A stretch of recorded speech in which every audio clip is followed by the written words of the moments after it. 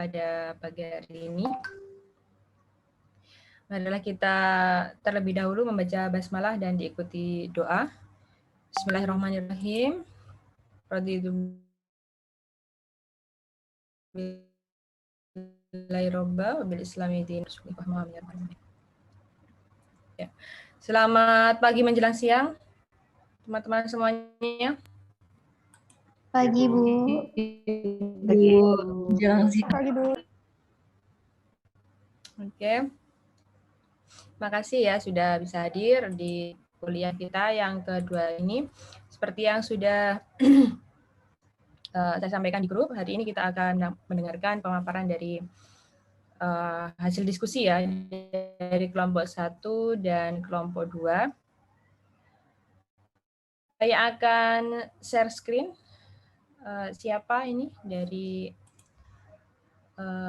kelompok 1 dan kelompok 2 atau sudah dijadikan satu materinya atau gimana? Kelompok 1 terlebih dahulu, silakan siapa?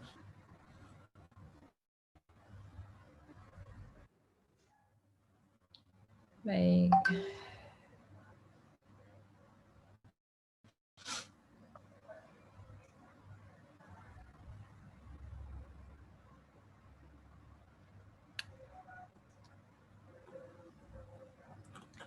Nah.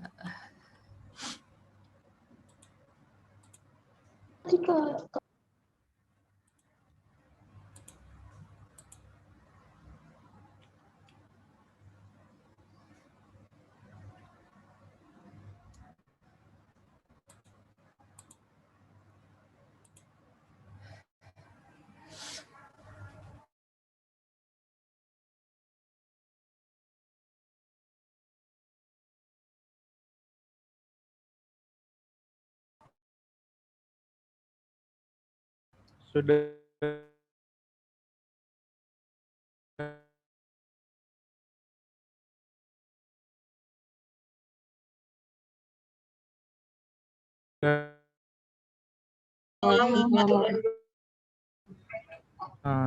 Di sini kami dari kelompok 1 yang beranggotakan 5 orang ya.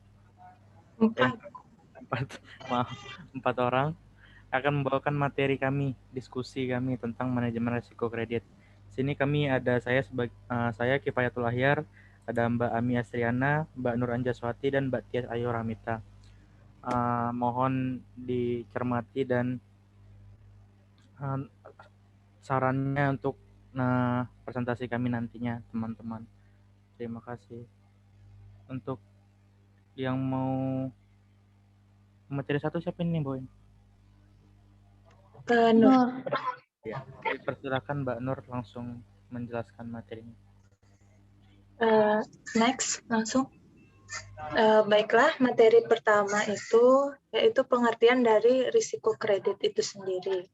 Nah, sebelum kita mengetahui apa sih itu manajemen risiko kredit, nah kita harus lebih tahu dulu apa itu risiko. Nah, risiko itu merupakan potensi kerugian akibat suatu peristiwa tertentu. Nah, sedangkan kredit itu merupakan penyediaan dana atas dasar persetujuan dan kesepakatan antara pihak kreditur dan pihak debitur. Jadi, pengertian kredit itu merupakan risiko atau potensi kerugian atas kegagalan debitur dalam memenuhi kewajibannya kepada kreditur sesuai dengan kesepakatan yang telah disepakati. Next, Ahyar.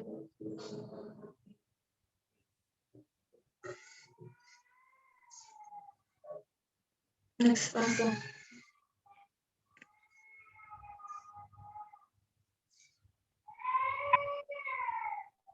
Next. Materi yang kedua yaitu ada jenis-jenis risiko kredit. Nah, risiko kredit itu sendiri terdiri dari 4. Next. Ada risiko konsentrasi pembiayaan, counterparty credit risk, settlement risk dan country risk. Nah, risiko konsentrasi pembiayaan itu timbul dikarenakan pihak debitur itu berfokus pada satu target dalam penyaluran pembiayaannya, baik itu pada satu orang atau pada satu kelompok atau pada satu sektor industri tertentu. Lalu yang counterparty credit risk itu risiko ini ditimbulkan karena terdapat kreditur yang mengalami kegagalan dalam memenuhi kewajibannya, di mana transaksi yang dilakukan dalam pembiayaan ini tuh transaksinya memiliki karakteristik tertentu seperti transaksi yang dijalankan itu dipengaruhi oleh pergerakan nilai wajar atau nilai pasar. Lalu yang ketiga itu ada settlement risk.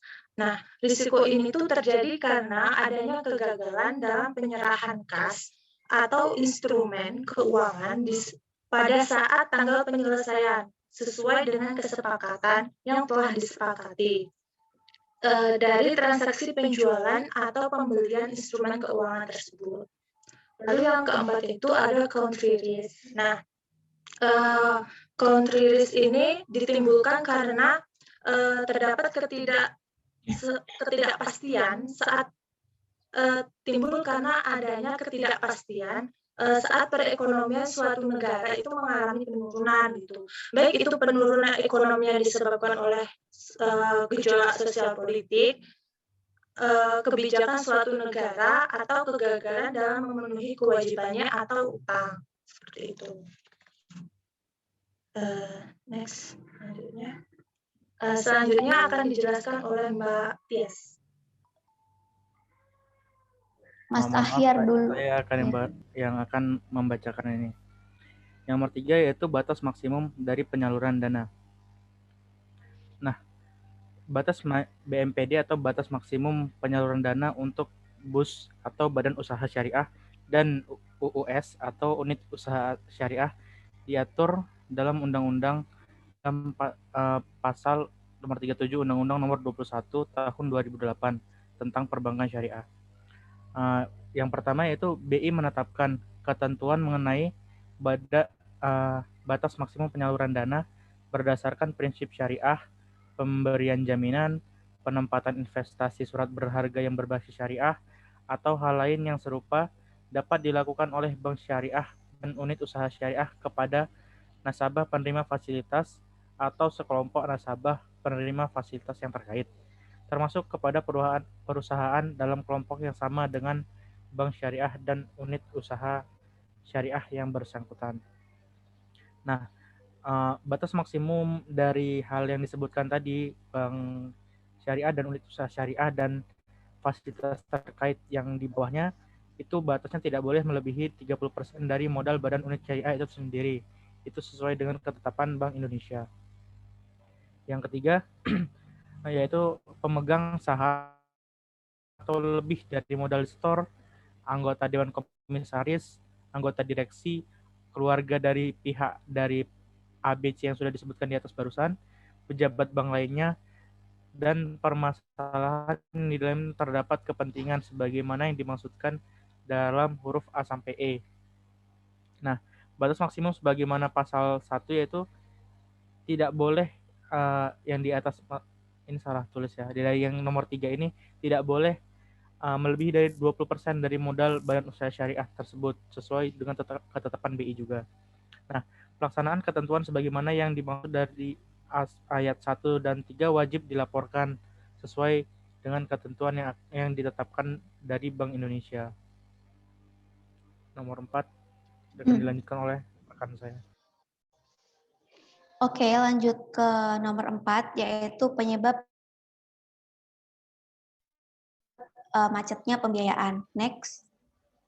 Nah, dalam setiap pembiayaan itu pasti ada aja resikonya ya teman-teman, baik itu dia mau pakai akad mudharabah, ijaroh, kemudian ada IMBT, ada salamin istisna, itu pasti ada resikonya. Di situ di tabel itu dijelaskan bahwa kalau mudharabah itu biasanya resikonya itu karena jangka waktunya panjang, dia itu menimbulkan resiko di mana bagi hasil itu tidak bersaing pada dana pihak ketiga. Kemudian kalau ijaroh itu ada beberapa, mungkin bisa teman-teman baca sendiri untuk mempersingkat waktu. Kemudian ada ijaroh mutahiyabi tamlik. Jadi kalau IMBT ini sekarang ini dia sudah jarang dipakai ya di bank-bank. Maksudnya dia minim peminat karena lebih banyak yang memilih MMQ kalau nggak salah. Kemudian ada salam dan istisna. Dia itu resikonya adalah gagal serah barang dan resiko jatuhnya harga barang. Next. Nah, di bukunya Pak Bambang itu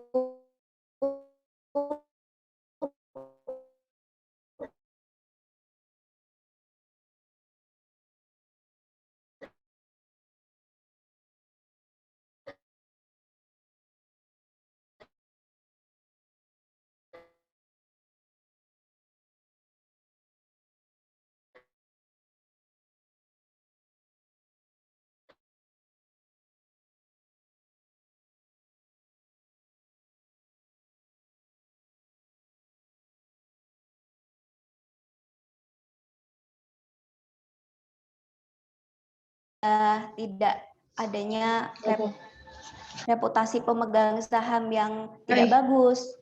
Kemudian ada pemegang saham yang tidak memiliki komitmen untuk memperhatikan usaha nasabah. Ini share screen-nya berhenti ya?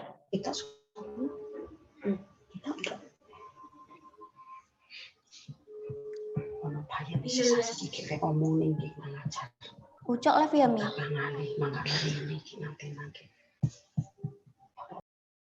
Teman-teman ini bisa itu kayak bisa lihat share screen-nya nggak ya?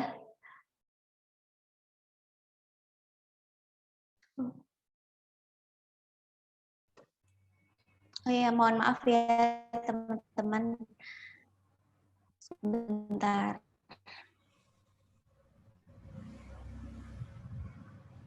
Maaf ya teman-teman, tadi jaringannya hilang sebentar.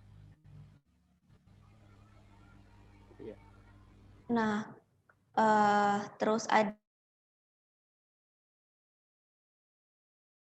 belum sampai itu, Cok, sebelumnya.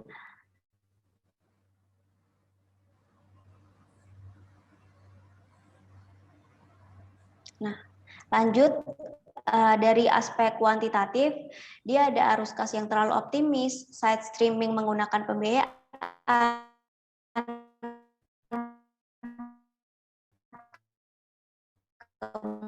kemudian penjualan rendah dibanding dengan target. Next. Yang kedua itu ada penyebab pembiayaan bermasalah dari aspek resiko operasional. Jadi di situ ada beberapa tahapan, ada aplikasi pembiayaan. Biasanya proses yang salah itu adalah kurangnya verifikasi keaslian dan sah tidaknya pembiayaan.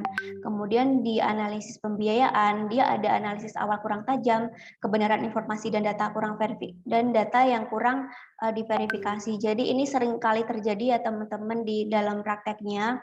Biasanya kenapa analisis awal itu kurang tajam? Jadi biasanya di marketing di perbankan syariah itu dia itu ada target 1 bulan itu misalkan dia harus mengeluarkan uang itu untuk disalurkan ke nasabah itu 10 miliar misalkan. Nah, dia belum mencapai target. Nah, gimana caranya biar dia itu mencapai target gitu loh. Jadi analisis yang awalnya dia itu harus diperhatikan dengan baik, dia itu karena ada kepentingan di dalamnya. Nah, itu biasanya yang menyebabkan pembiayaan itu bermasalah karena analisisnya itu kurang tepat dan kurang tajam seperti itu. Kemudian di pencairan pembiayaan ada dokumentasi pembiayaan yang cacat hukum, kemudian pencairan dananya tanpa persetujuan otoritas.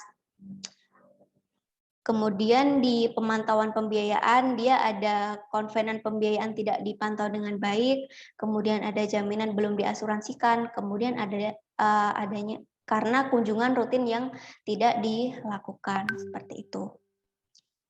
Jadi sebagai kalau di bank, berdasarkan pengalaman saya selama magang ini, jadi marketing itu yang dia bertugas untuk mencari nasabah itu, terus dia itu juga harus selalu memantau gimana nih prospek nasabah ini, dia harus bisa membayar rutin biar nggak macet gitu. Nah kalau COVID ini kan banyak nih dampaknya buat nasabah. Jadi para pegawai bank itu harus bekerja ekstra untuk mengurus adanya restrukturisasi atau relaksasi untuk nasabah yang terdampak COVID seperti itu. Nanti untuk restrukturisasi akan dijelaskan di akhir oleh teman saya. Kemudian next.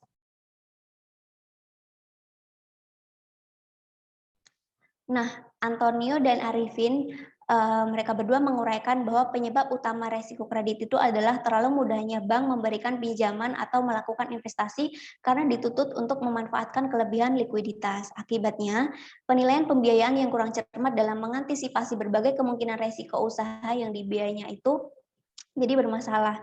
Seperti yang udah saya utarakan di awal tadi ya. Kemudian next. Yang kelima itu adalah penerapan manajemen resiko kredit. Next. Nah, jadi resiko dalam usaha perbankan itu merupakan sesuatu kejadian yang potensial, baik yang dapat diperkirakan ataupun yang tidak dapat diperkirakan, yang berdampak negatif terhadap pendapatan dan modal bank. Terkait dengan manajemen resiko kredit, bagi bank syariah itu harus mencakup hal-hal sebagai berikut.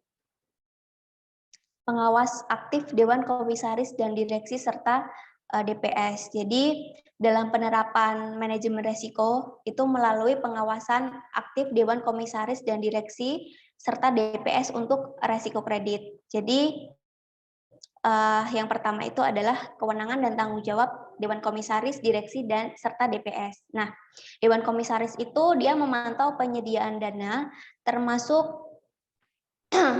mengkaji ulang penyediaan dana dengan jumlah besar atau yang diberikan kepada pihak terkait. Kemudian kalau direksi itu dia bertanggung jawab agar seluruh aktivitas pembiayaan dana itu dilakukan sesuai dengan strategi dan kebijakan resiko kredit yang disetujui oleh Dewan Komisaris. Nah, sementara itu DPS itu dia melakukan evaluasi atas kebijakan manajemen resiko, khususnya aspek resiko kredit terkait dengan pemenuhan prinsip syariah. Gitu. Kemudian yang kedua adalah sumber daya insani. Jadi untuk memastikan bahwa aktivitas penyediaan dana bank itu tidak terekspos pada resiko kredit. Halo, gimana, Cok? Aku nggak ada ngomong apa-apa. Oh ya, lanjut yang di sumber daya insani. Usianya itu ketika dia itu nggak pinter tentang gimana caranya nasabah, terus menganalisisnya itu, maka itu akan berakibat buruk pada gagal bayar seperti itu. Kemudian ada organisasi manajemen resiko kredit. Kemudian next.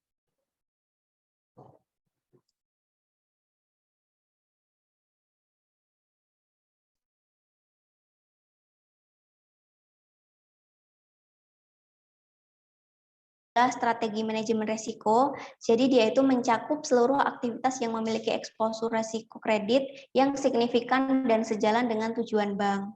Kemudian yang kedua itu ada tingkat resiko yang akan diambil dan toleransi resiko. Jadi itu ditetapkan sebagai arahan unit bisnis dalam melakukan aktivitasnya. Yang ketiga itu adalah kebijakan dan prosedur. Nah, perlu ditetapkan kerangka penyediaan dana dan kebijakan penyediaan dana yang sehat, termasuk kebijakan dan prosedur dalam rangka pengendalian risiko konsentrasi pembiayaan. Kemudian yang keempat adalah limit. Jadi bank itu harus menetapkan limit penyediaan dana secara keseluruhan untuk seluruh aktivitas bisnis bank yang mengandung risiko kredit seperti itu. Next.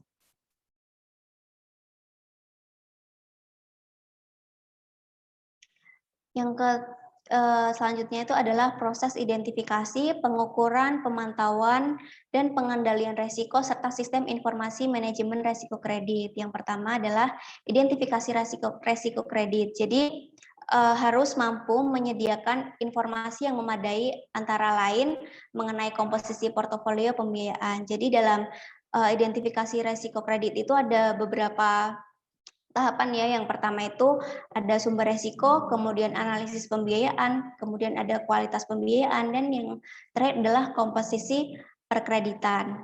Next.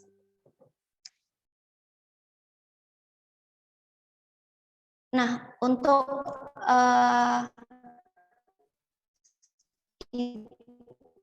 yang 5C ini maksudnya adalah karena salah satu penyelenggaraan dilakukan secara dangkal terburu-buru, maka biasanya ada beberapa itu 5C, yaitu karakter, capacity, capital, condition, dan kolateral. Nah, kalau karakter itu dia itu menilai moral, watak atau sifat-sifat yang positif, kooperatif, kejujuran, dan rasa tanggung jawab sebagai manusia dan kehidupan pribadi sebagai anggota masyarakat dan dalam melakukan kegiatan usaha. Nah, biasanya ini diukur dari latar belakang pekerjaan dan gimana keluarganya. Nah, kalau capacity dia itu menilai kapasitas membayar kewajiban dari nasabah pembiayaan. Jadi penilaian ini bersifat subjektif, diukur dari gimana kinerja bisnis pada masa lampau dan pengamatan di lapangan. Kemudian yang ketiga itu ada capital, seberapa besar modal yang dimiliki ya, maaf itu typo, bukan diteliti tapi dimiliki. Kemudian yang keempat itu adalah menilai kondisi ekonomi. Yang kelima adalah kolateral. Kolateral itu menilai ketersediaan agunan. Jadi dia itu melihat sejauh mana sih jaminan ini bisa menutup resiko kredit yang akan timbul di masa depan. Nah, selain 5C itu biasanya ada juga analisis kinerja keuangan historis. Dia itu mencakup analisis rasio keuangan, meliputi rasio likuiditas, leverage, aktivitas, rasio profitabilitas, seperti itu. Kemudian ada analisis vertikal horizontal, dan lain sebagainya. Kemudian next.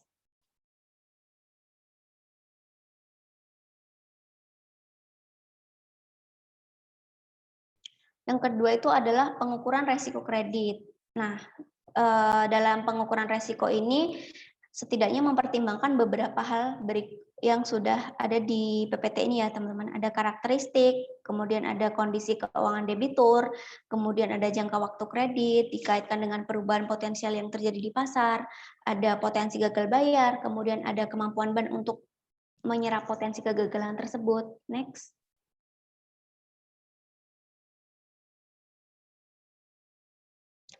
Yang ketiga itu adalah pemantauan resiko kredit. Jadi Bank Syariah harus mengembangkan dan menerapkan sistem informasi dan prosedur yang komprehensif untuk memantau komposisi dan kondisi dari setiap debitur atau pihak lawan transaksi terhadap seluruh portofolio pembiayaan Bank Syariah. Sistem tersebut harus sejalan dengan karakteristik, ukuran, dan kompleksitas portofolio bank. Kemudian yang keempat adalah pengendalian resiko kredit. Pengendalian resiko kredit ini dapat dilakukan melalui beberapa cara, antara lain mitigasi resiko, pengelolaan posisi secara aktif, penetapan target batasan resiko, konsentrasi dalam rencana tahunan bank, kemudian penetapan tingkat kewenangan dalam proses persetujuan penyediaan dana, dan analisis konsentrasi secara berkala setidaknya dalam 1 kali 1 tahun. Kemudian yang terakhir adalah sistem informasi manajemen resiko kredit.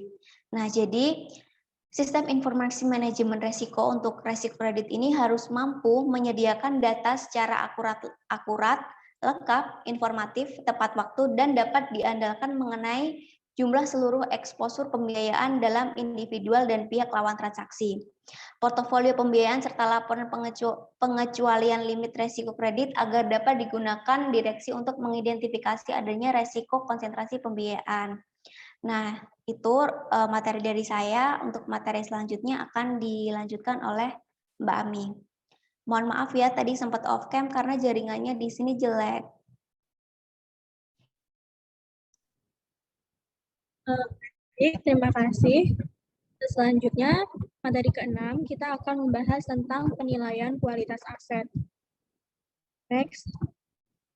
Di sini kita akan mempelajari kenapa kualitas aset itu harus dinilai. Jadi, perbankan syariah sebagai bank itu menjalankan fungsi intermediasi yang dituntut untuk menyajikan laporan keuangan yang akurat, komprehensif, dan mencerminkan kinerja bank secara utuh sesuai dengan SAK atau Standar Akuntansi Keuangan yang berlaku. Peraturan Otoritas Jasa Keuangan dalam hal penilaian aset itu mewajibkan bank syariah menilai, memantau, dan mengambil langkah-langkah antisipasi agar kualitas aset senantiasa dalam keadaan lancar.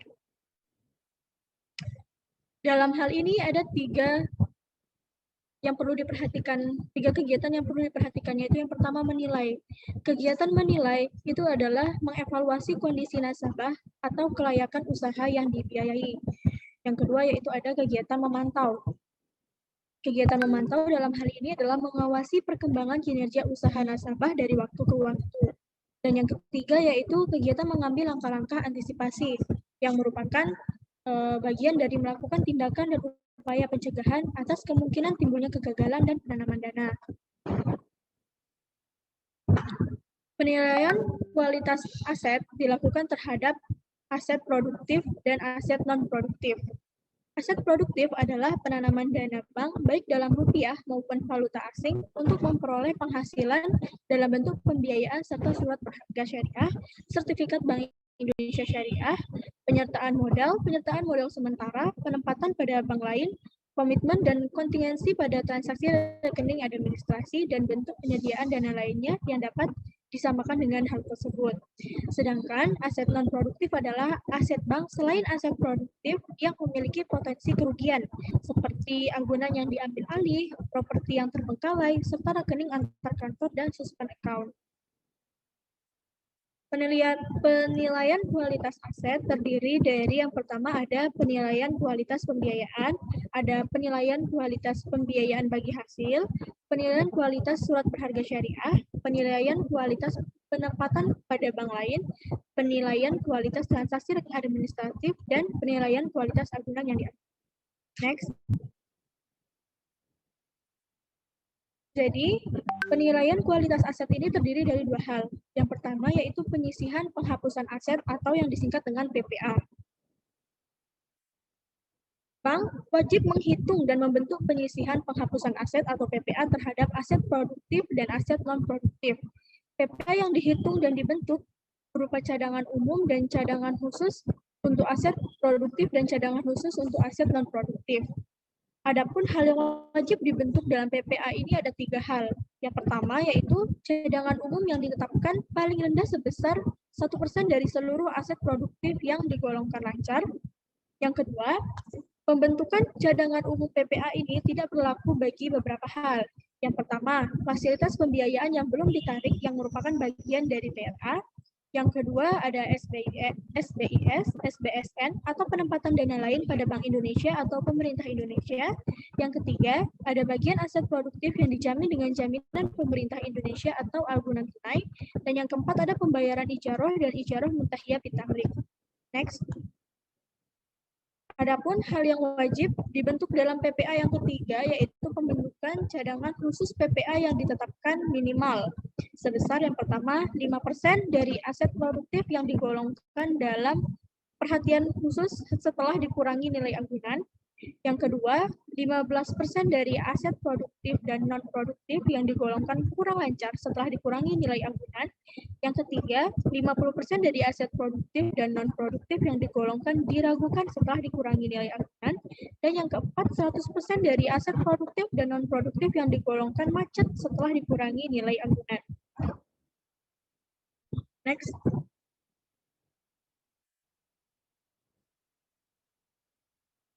Yang kedua dari penilaian kualitas aset yaitu cadangan kerugian penurunan nilai atau disingkat dengan CKPN. Ini tipe ya teman-teman, CKPN harusnya. Jadi bank wajib menghitung dan membentuk CKPN sesuai dengan standar akuntansi keuangan yang berlaku. Dalam menghitung rasio kewajiban penyediaan modal minimum atau yang disebut dengan KPMM, Bank Syariah wajib memperhitungkan PPA atas aset produktif dan CKPN yang dibentuk.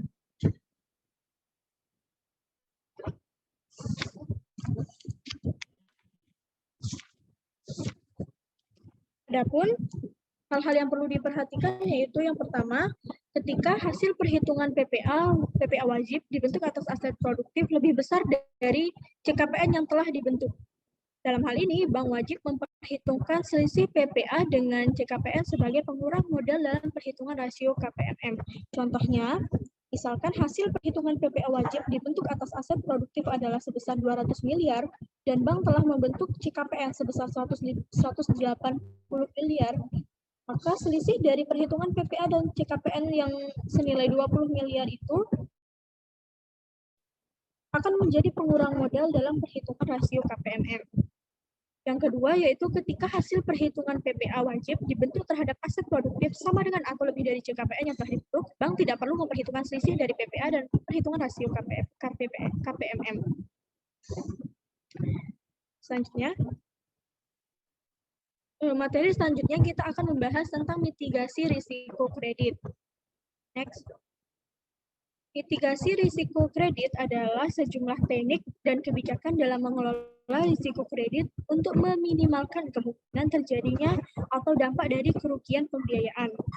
Teknik-teknik yang dapat digunakan untuk mitigasi risiko kredit antara lain yang pertama, model pemeringkatan untuk pembiayaan perorangan, manajemen portofolio pembiayaan, agunan, pengawasan arus kas, manajemen pemulihan, dan asuransi. Di sini kita akan membahas tentang model pemeringkatan untuk pembiayaan perorangan dan manajemen portofolio pembiayaan. Next.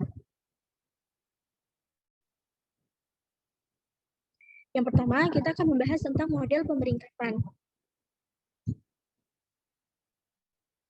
Pembiayaan yang diberikan Bank Syariah itu dapat bermasalah kecuali jika Bank Syariah mengimplementasikan kebijakan pemberian pembiayaan yang sehat. Model pemeringkatan pembiayaan perlu dibuat sebagai sarana untuk menetapkan kemungkinan terjadinya pembiayaan yang macet atau yang biasa disebut dengan default. Model pemeringkatan pembiayaan diharapkan akan memberikan gambaran terjadinya probability of default, yaitu peluang terjadinya pembiayaan macet.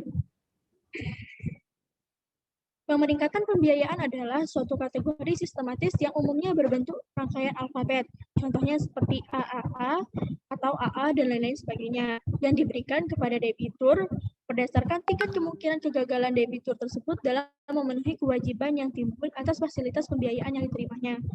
Tujuan dari pemeringkatan ini adalah untuk memfasilitasi keputusan pembiayaan yang lebih baik dan objektif. Metodologi pemeringkatan yang dapat dipakai dalam hal ini yaitu ada pendekatan judgement, pendekatan kuantitatif, atau kombinasi dari keduanya. Selanjutnya, next, kita akan membahas tentang manajemen portofolio pembiayaan. Ini mitigasi risiko kredit yang kedua. Manajemen portofolio pembiayaan adalah mekanisme atau teknik pengelolaan berbagai aset dalam suatu portofolio untuk mencapai diversifikasi yang optimal. Manajemen portofolio dilakukan dengan melakukan suatu proses yang melibatkan penetapan target konsumen pasar, pembatasan limit, dan pemantauan. Tujuan utama manajemen portofolio adalah untuk membuat portofolio pembiayaan yang berkualitas. Melalui apa? Melalui diversifikasi optimal dengan debitur terbaik dalam industrinya. Adapun implementasi manajemen portofolio pembiayaan ini dapat dilakukan dengan melakukan analisis untuk pembiayaan individu maupun perorangan. Manfaat dari manajemen portofolio pembiayaan ini yaitu yang pertama, pembiayaan tidak terlalu terkonsentrasi pada satu jenis industri saja atau daerah tertentu saja. Yang kedua, portofolio pembiayaan terdiversifikasi. Dan yang ketiga, risiko sistematik default-nya itu rendah. Dari selanjutnya akan dijelaskan oleh saya.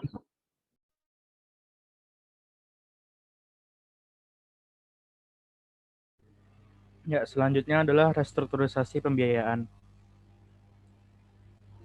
Nah, prasyarat untuk mengikuti restrukturisasi yaitu yang pertama adalah nasabah itu mengalami penurunan kemampuan pembayaran.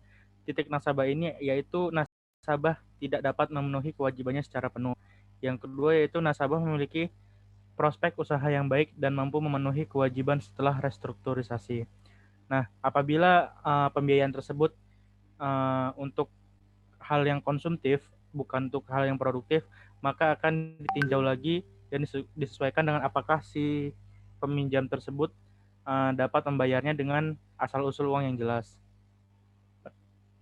Nah, opsi restrukturisasi pembiayaan ini dapat dilakukan sebagai upaya bank untuk membantu nasabah dalam menyelesaikan kewajiban melalui ada rescheduling, reconditioning, dan restructuring.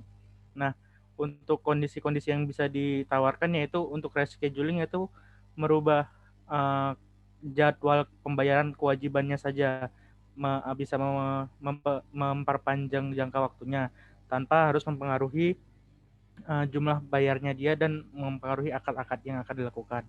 Sedangkan reconditioning yaitu bisa melakukan perubahan jadwal pembayaran, perubahan dalam jumlah angsuran, perubahan dalam jangka waktu, perubahan nisbah dalam pembiayaan mudharabah atau musyarakah, atau juga dapat melakukan potongan terhadap nasabah tersebut. Ya, yang ketiga yaitu restructuring, yaitu dapat dilakukan untuk menambah dana fasilitas dalam pembiayaan bank, konversi akad dalam pembiayaan, atau konversi pembiayaan menjadi penyertaan modal sementara pada perusahaan nasabah yang melakukan peminjaman tersebut. Nah, tata cara restrukturisasi ini kriteria umumnya pembiayaan setelah restrukturisasi. Pembiayaan paling tidak sama dengan kualitas pembiayaan sebelum restrukturisasi sepanjang nasabah belum memenuhi kewajiban pembayaran angsuran pokok atau margin bagi hasil ujroh secara berturut-turut dalam 3 periode yang sesuai dengan waktu yang dijanjikan. Pembiayaan dapat meningkat satu tingkat dari kualitas pembiayaan sebelum dilakukan restrukturisasi setelah nasabah memenuhi kewajiban pembayaran angsuran pokok atau margin 3 periode berturut-turut. Apabila restrukturisasi mencapai dengan nilai 1 miliar, pembiayaan yang kurang lancar yaitu pembiayaan sebelum dilakukan restrukturisasi diragukan macet dalam perhatian khusus dengan 3 periode kewajiban pembayaran. Apabila kualitas pembiayaan ditetapkan berdasarkan faktor penilaian atas ketepatan pembayaran pokok dan bagi hasil. Nah, selanjutnya itu ada hapus buku dan hapus tagih. Hapus buku yaitu tindakan administratif bank untuk menghapus buku pembiayaan yang memiliki kualitas macet dari neraca sebesar kewajiban nasabah tanpa harus menghapus atau menghilangkan hak tagih bank kepada nasabah. Sedangkan istilah menghapus kewajiban nasabah yang tidak dapat diselesaikan untuk selamanya itu hapus tagih. Berarti menghilangkan kemampuan bank untuk kewajiban bank untuk menagih kepada peminjam. Nah, kebijakannya itu kebijakan hapus buku dan hapus tagih itu wajib disetujui oleh Dewan Komisaris. Prosedur hapus buku dan hapus tagih wajib disetujui oleh direksi.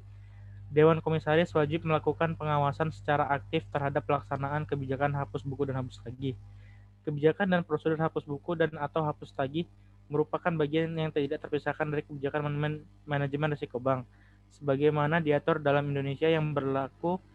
Kebijakan dan prosedur hapus buku dan hapus tagih antara lain memuat kriteria persyaratan, limit, kewenangan, dan tanggung jawab, serta tata cara hapus buku dan hapus tagih di atas. Nah, yang terakhir itu studi kasus resiko kredit di Indonesia. Ini contoh yang bisa saya berikan untuk manajemen risikonya, yaitu ketika kita bank syariah, misalnya PT Bank Syariah Indonesia memberikan pembiayaan konsumsi untuk pemilikan rumah tempat tinggal di Yogyakarta dengan senilai 150 juta. Apabila modal yang dimiliki oleh bank saat itu ialah 100 juta dan dengan persyaratan tertentu yaitu pembiayaan diberikan kepada debitur perseorangan, agunan diikat hak tagunan, bank telah memiliki sistem serta prosedur yang memadai untuk menilai dan memantau agunan secara berkala. Rasio nilai pembiayaan terhadap nilai agunan adalah 90%, di mana itu masih di bawah ketentuan OJK. Penilaian dilakukan oleh penilai intern bank. Nah, yang akan kita hitung di sini adalah ATMR atau aktiva tertimbang menurut resiko. Nilai aktiva tertimbang risiko ATMR dari pembiayaan di atas sesuai dengan ketentuan OJK dan diasumsikan kecukupan modal ialah 8%. Apa yang kita tanyakan di sini resiko tersebut ialah apakah modal yang dimiliki bank masih memenuhi ketentuan kewajiban untuk penyediaan modal minimum yang ditetapkan. Nah, untuk menghitung ATMR adalah yaitu dengan rumus tagihan bersih dikali bobot bersih, yaitu dengan nilai tagihannya 150 juta dikalikan dengan bobotnya sesuai peraturan yaitu 35%. Sehingga 150 juta dikali 35% yaitu sebesar 52.500.000. Dan kita menghitung nilai regulatory capital itu dengan cara rasio kecukupan modal yang tadi diasumsikan 8% dikalikan dengan ATMR. Kita mendapatkan nilai sebesar 4.200.000. Nah, apakah risiko ini dapat ditanggung atau cukupkah untuk memenuhi kriteria, yaitu karena modal yang tersedia adalah 100 juta dan nilai regulatory yang harus dipenuhi oleh bank yaitu 4.200.000. Dengan demikian modal yang dimiliki oleh bank masih sesuai dengan ketentuan dan pembiayaan dapat dilakukan seperti itu. Terima kasih. Kami dari kelompok 1. Assalamualaikum warahmatullahi wabarakatuh. Waalaikumsalam warahmatullahi wabarakatuh. Baik, terima kasih kelompok 1. Saya sempat salah fokus sama PPT-nya tadi ya, yang kayak mandi di bathtub.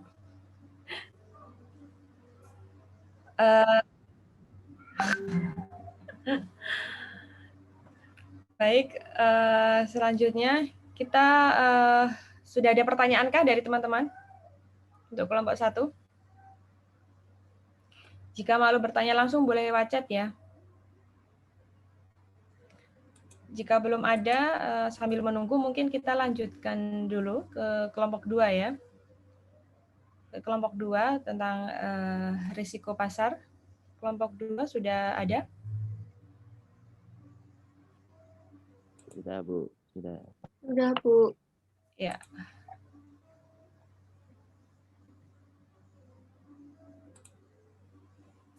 Yang mau share screen siapa? Cinta, Bu. Ya, sudah bisa share screen? Sebentar ya, Bu.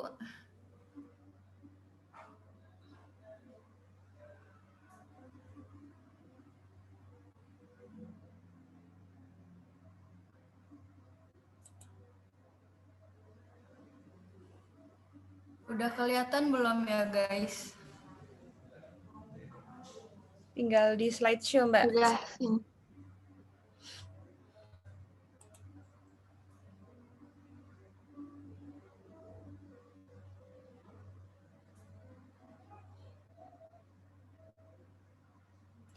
Oke,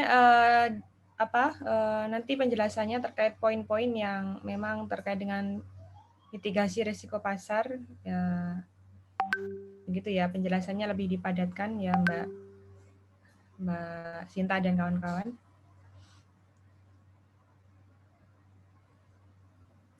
Bisa dimulai, Bu. Silakan.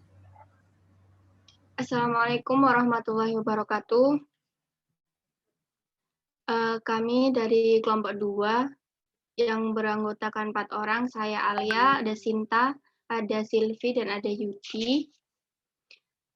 Ingin memaparkan hasil diskusi kami mengenai manajemen risiko pasar. Next.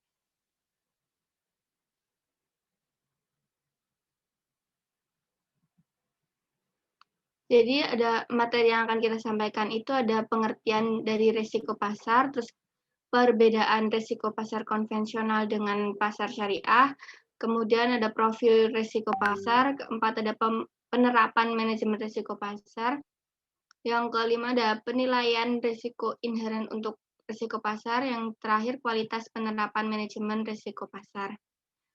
Nah, materi yang pertama akan saya jelaskan. Jadi sebelumnya Manajemen resiko itu merupakan rangkaian yang digunakan untuk mengidentifikasi resiko yang timbul dari kegiatan bank. Nah, resiko ini merupakan kejadian menyimpang dari harapan yang merugikan. Nah, resiko ini muncul akibat adanya ketidakpastian hasil yang dicapai suatu usaha. Menurut surat edaran OJK, tentang aset tertimbang menurut resiko untuk resiko pasar dengan menggunakan metode standar bagi bank umum syariah, resiko pasar dalam perhitungan KPMM atau kewajiban penyediaan modal minimum mencakup ada resiko bunga, kedua ada resiko nilai tukar, ketiga ada resiko ekuitas, keempat ada risiko komoditas. Nah, di sini kita bisa tahu, kita bisa menyimpulkan bahwa risiko pasar adalah suatu risiko yang timbul karena menurunnya nilai suatu investasi karena pergerakan pada faktor-faktor pasar. Faktor pasar itu ada 4, yang tadi ada risiko modal atau ekuitas, ada risiko suku bunga, ada risiko mata uang, nilai tukar atau nilai tukar dari risiko komoditas. Next. Oh ya, sebelumnya tujuan dari manajemen risiko pasar ini untuk meminimalkan kemungkinan dampak negatif akibat perubahan kondisi pasar terhadap aset dan permodalan bank syariah. Dengan demikian, bank syariah dapat menjaga agar risiko pasar yang diambil bank berada dalam batas toleransi. Kemudian bank juga memiliki modal yang cukup untuk menghadapi risiko pasar. Nah, untuk perbedaan risiko pasar konvensional dan pasar syariah itu bisa kita lihat dari 4 faktor pasar ini. Yang pertama ada risiko bunga. Untuk pasar konvensional itu risiko suku bunga adalah risiko akibat perubahan harga instrumen keuangan dari posisi trading book atau perubahan nilai ekonomis dari posisi banking book yang disebabkan oleh perubahan suku bunga. Kategori risiko ini meliputi risiko suku bunga dari posisi banking book yang meliputi repricing risk, yield curve risk, dan optional risk. Nah, untuk risiko suku bunga dari pasar syariah adalah risiko suku bunga dari bank syariah adalah risiko akibat perubahan harga instrumen keuangan dari posisi trading book yang disebabkan oleh perubahan harga surat berharga syariah. Nah, yang kedua dilihat dari risiko nilai tukar. Untuk bank konvensional adalah risiko nilai tukar adalah risiko akibat perubahan nilai posisi trading book dan banking book yang disebabkan oleh perubahan nilai valuta dan perubahan harga emas. Kemudian untuk bank syariah, risiko nilai tukar adalah risiko akibat perubahan nilai posisi trading book dan banking book yang disebabkan oleh perubahan nilai valuta dan perubahan harga emas. Kemudian untuk risiko komoditas, untuk bank konvensional adalah risiko akibat perubahan harga instrumen keuangan dari posisi trading book dan banking book yang disebabkan oleh perubahan harga komoditas. Kemudian untuk bank syariah, risiko komoditas adalah risiko akibat perubahan harga instrumen keuangan dari posisi trading book dan banking book yang disebabkan oleh perubahan harga komoditas. Yang terakhir, dari risiko ekuitas bank konvensional adalah risiko akibat perubahan harga instrumen keuangan dari posisi trading book yang disebabkan oleh harga saham. Kemudian, untuk risiko ekuitas bank syariah adalah risiko akibat perubahan harga instrumen keuangan dari posisi trading book yang disebabkan oleh perubahan harga saham. Nah, dari apa yang sudah saya paparkan tadi, kita bisa tahu bahwa perbedaan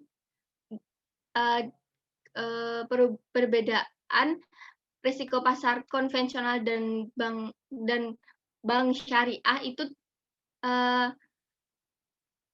tidak memiliki perbedaan yang signifikan ya. Nah, next.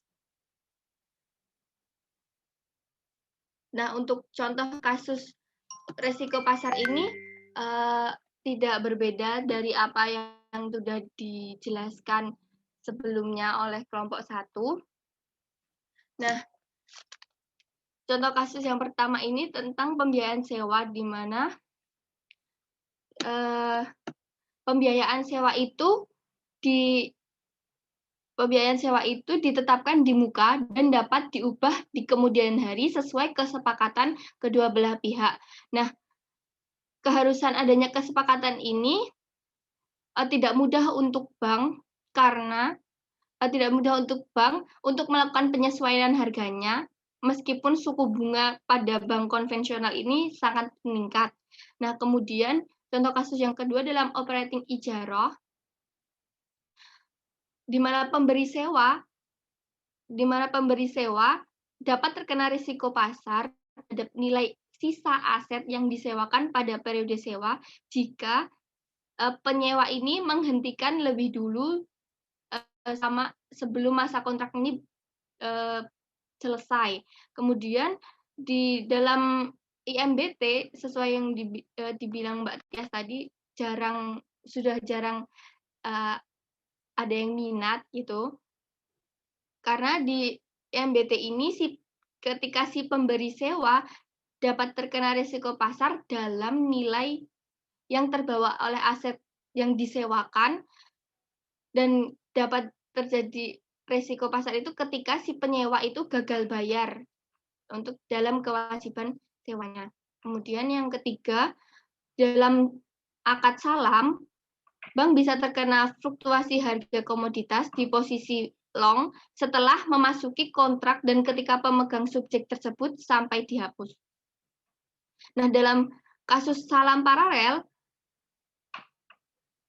terdapat risiko dari kegagalan penyerahan subjek yang berarti bahwa bank terkena risiko harga komoditas sebagai hasil dari keinginan untuk membeli aset yang sama di pasar spot untuk memenuhi akad dalam salam paralel ini. Materi selanjutnya.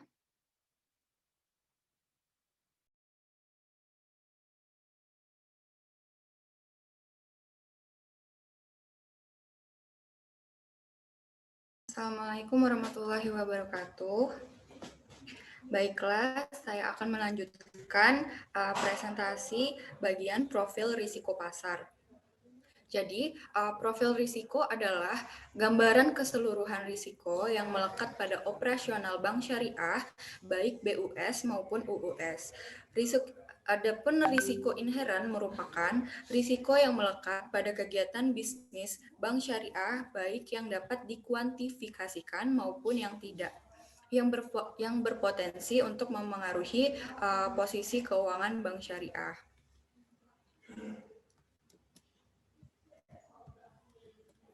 Nah, ada indikator yang perlu kita ketahui dalam menilai risiko inheren atas risiko pasar. Bank syariah dapat menggunakan parameter atau indikator sebagaimana yang diuraikan pada tabel di bawah ini. Nah, indikator yang pertama itu ada penilaian volume dan komposisi portofolio, yang dimana indikator yang pertama itu ada aset trading dan tagihan forward itu dibagi dengan total aset, yang mana aset trading adalah surat berharga yang dimiliki dengan kategori pengukuran perdagangan atau trading. Nah, dan tagihan forward itu adalah tagihan yang diperoleh dari keuntungan mark to market dari transaksi forward. Sedangkan yang total aset itu adalah total aset dalam laporan posisi keuangan sebagaimana tertera pada laporan stabilisasi moneter dan sistem keuangan bulanan BUS dan UUS. Kemudian ada indikator yang kedua, yaitu kewajiban trading dan kewajiban forward itu dibagi dengan total liabilitas dan ekuitas. Yang mana kewajiban trading itu adalah surat berharga yang diterbitkan dengan kategori pengukuran diperdagangkan atau trading. Yang kedua itu forward, kewajiban yang diakibatkan dari kerugian MTM atau mark to market dari transaksi forward. Nah, yang ketiga adalah total liabilitas dan ekuitas. Liabilitas dan ekuitas ini adalah di dalam laporan posisi keuangan sebagaimana tertera pada laporan stabilitas moneter dan sistem keuangan bulanan Bank Umum Syariah dan unit usaha syariah. Kemudian Indikator yang ketiga yaitu ada potensi keuntungan atau kerugian dari aset trading dan tagihan forward, itu dibagi dengan pendapatan nasional. Potensi keuntungan atau kerugian dari aset keuangan adalah total keuntungan atau kerugian dibagi kerugian dari yang pertama peningkatan atau penurunan nilai wajar surat berharga, bisa juga peningkatan penurunan nilai wajar aset keuangan lain, dan kewajiban keuangan penurunan dan peningkatan nilai wajar. Dan kemudian yang terakhir yaitu perubahan nilai wajar pada forward lainnya. Dan indikator yang keempat, ini ada potensi keuntungan atau kerugian dari aset forward dibagi dengan pendapatan operasional. Potensi yang pertama itu keuntungan atau kerugian sama sebenarnya seperti yang tadi itu dapat dilihat dari peningkatan atau penurunan nilai wajar surat berharga, keuangan lain, atau keuangan penurunan nilai wajar atau MTM. Dan lanjut yang kelima yaitu total forward atau total forward itu dibagi dengan total aset. Nah, total forward itu seluruh transaksi forward yang dimiliki oleh bank. Kemudian total aset adalah total dalam laporan posisi keuangan yang tertera pada stabilitas moneter dalam sistem keuangan. Kemudian yang keenam itu ada PDN dibagi dengan total modal. PDN itu atau posisi devisa neto adalah angka yang merupakan penjumlahan dari nilai absolut untuk jumlah dari yang pertama, selisih bersih aktiva dan pasiva dalam neraca untuk setiap valuta asing. Yang kedua, selisih bersih tagihan dan kewajiban baik yang merupakan komitmen maupun kontingensi dalam rekening administratif untuk setiap falas yang seluruhnya dinyatakan dalam rupiah dan sesuai dengan ketentuan yang berlaku mengenai PDN atau posisi devisa neto. Kemudian total modal itu total modal sesuai ketentuan yang berlaku mengenai PDN. Kemudian yang ketujuh itu ada PDN dalam valuta utama atau USD dibagi dengan total modal. Nah, PDN ini merupakan penjumlahan dari nilai absolut seperti yang saya jelaskan sebelumnya, dan total modal adalah total modal yang sesuai dengan ketentuan yang berlaku sesuai dengan PDN. Kemudian yang ke-8 itu ada ekuitas kategori AFS dibagi dengan total modal.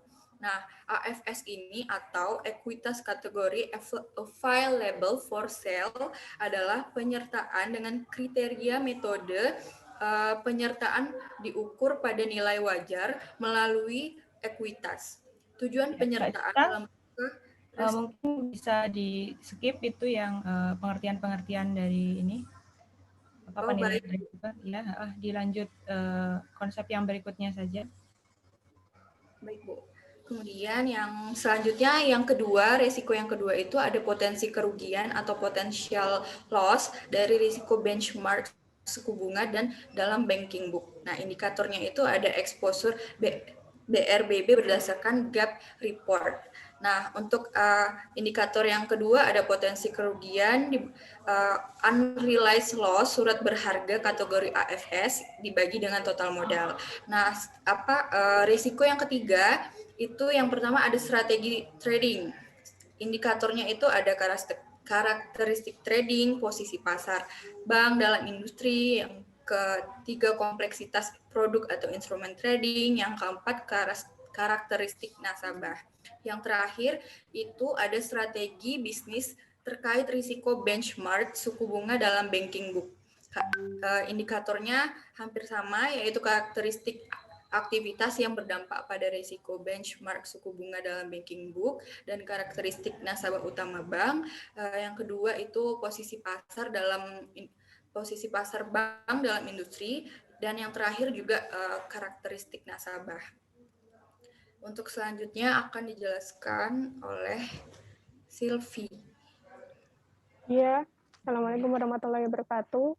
Saya akan menjelaskan mengenai penerapan manajemen risiko pasar. Jadi penerapan manajemen risiko pasar dengan penerapan manajemen risiko trading itu isinya hampir sama lah, tapi ada beberapa poin yang berbeda pula. Nah, yang pertama itu ada pengawasan aktif Dewan Komisaris, Direksi, dan Dewan Pengawas Syariah. Yang kedua itu ada kebijakan, prosedur, dan penetapan limit. Yang ketiga itu ada proses identifikasi, pengukuran, pemantauan, dan pengendalian risiko, serta sistem informasi manajemen risiko pasar. Dan yang terakhir itu ada sistem pengendalian latar. Sekarang akan saya jelaskan poin-poin tersebut secara lebih lanjut di slide berikutnya. Lanjut.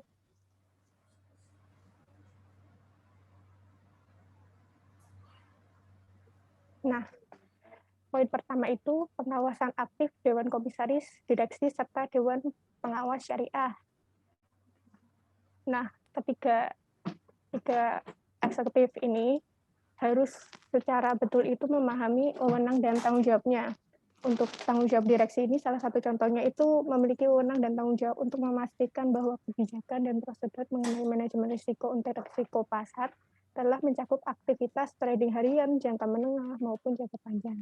Tanggung jawab ini termasuk memastikan kejelasan wewenang dan tanggung jawab pengelolaan risiko pasar, kecukupan sistem untuk mengukur risiko pasar atau struktur limit yang memadai untuk pengambilan risiko, pengendalian internal yang efektif, serta sistem pelaporan yang komprehensif, berkala, dan tepat waktu. Selanjutnya itu contoh untuk tanggung jawab dan wewenang Dewan Pengawas Syariah itu mereka itu harus melakukan evaluasi atau review atas kebijakan manajemen risiko, khususnya aspek risiko pasar yang terkait dengan pemenuhan prinsip syariah. Selanjutnya ada sumber daya insani. Sumber daya insani ini maksudnya kualitas pegawainya itu yang melaksanakan aktivitas berkaitan dengan risiko pasar itu harus memadai dan dibutuhkan pegawai serta pemantau risiko yang memahami model pengukuran risiko yang lebih kompleks sesuai dengan produknya. Yang terakhir itu ada organisasi penetapan risiko pasar.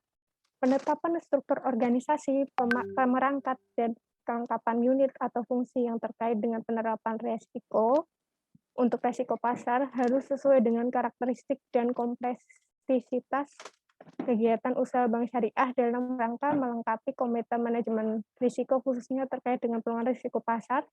Bank syariah dapat memiliki komite manajemen aset dan kewajiban yang juga melakukan pengelolaan likuiditas bank syariah. Selanjutnya, poin kedua. Poin kedua ini adalah kebijakan, prosedur, dan penetapan limit.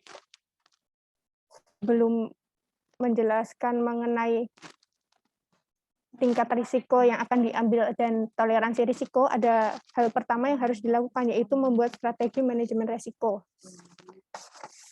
Dalam menetapkan strategi manajemen risiko untuk risiko pasar, bank syariah juga harus menetapkan strategi bisnis, posisi pasar, dan komposisi instrumen atau produk dan kategori nasabah bank syariah. Selanjutnya, tingkat risiko yang akan diambil dan toleransi risiko. Ini itu tercermin dari komposisi aset dan kewajiban serta gapping yang dilakukan oleh bank syariah. Selanjutnya lagi, ada kebijakan dan prosedur. Kebijakan dan prosedur ini harus memuat beberapa hal. Yang pertama, kriteria. Kriterianya ini kriteria instrumen keuangan yang dapat ditetapkan sebagai trading book dan banking book, serta mekanisme untuk memastikan bahwa kriteria tersebut diterapkan secara konsisten. Yang kedua, tujuan. Maksudnya itu tujuan untuk memiliki posisi trading book dan banking book. Yang ketiga itu ada kebijakan. Kebijakan ini itu mengelola portofolio trading book dan banking book.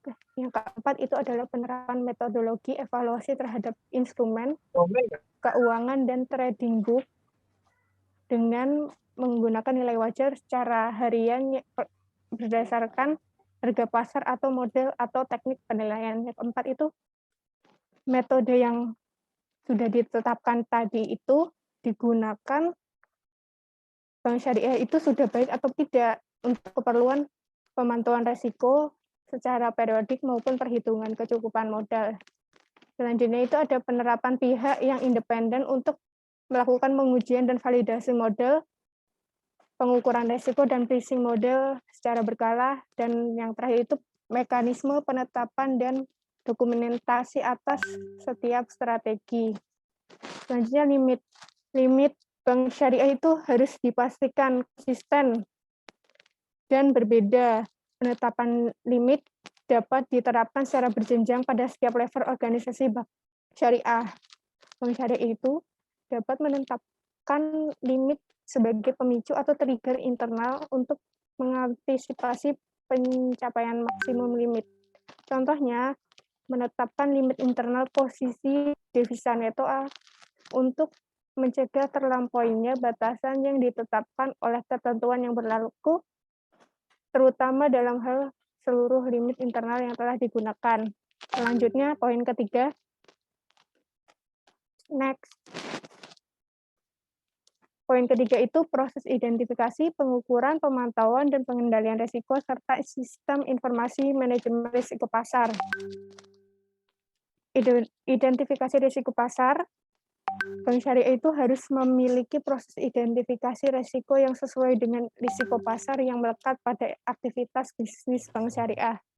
Yang kedua itu pengukuran risiko pasar. Dalam pengukuran ini ada sistem pengukuran risiko pasar yang harus meliputi beberapa hal. Yang pertama itu menyediakan informasi mengenai posisi outstanding dan potensi keuntungan atau kerugian secara harian, termasuk informasi mengenai posisi setiap nasabah. Lalu mencakup seluruh exposure risiko pasar baik saat ini maupun potensi di masa depan dan mampu melakukan mark to market. Yang ketiga, dapat mengkomodasi peningkatan volume exposure, perubahan teknik penilaian nilai wajar, perubahan metodologi, dan produk baru.